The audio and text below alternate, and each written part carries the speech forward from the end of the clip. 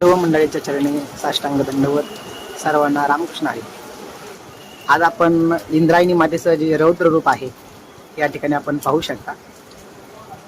आज या ठिकाणी जी काही मंडप उभारण्यात आलेली होती, जी काही स्वच्छतासाठी बाथरूम आणलेली होती, या ठिकाणी सर्व आता बुडून गेलेली आहेत, वाहून गेलेली आहेत. आपण पाहू शकता किती पाणी आलंय. जो आळंदीमधला सर्वात हा मोठा जो पूल आहे, तो पूल देखील आज पाण्यामध्ये गेलेला आहे.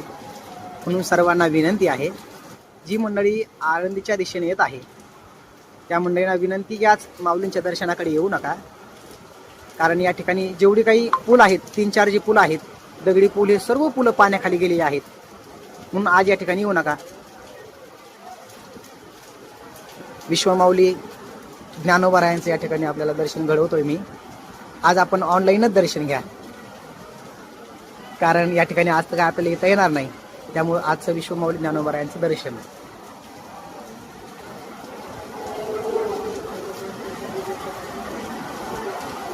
आळंदी हे गाव पुण्यभूमी ठाव, दैवताचे नाव सिद्धेश्वर. सिद्धेश्वर भगवंत आणि कैवल्याचा पुतळा प्रगटला भूतळा. विश्वमाऊली ज्ञानोबाराय.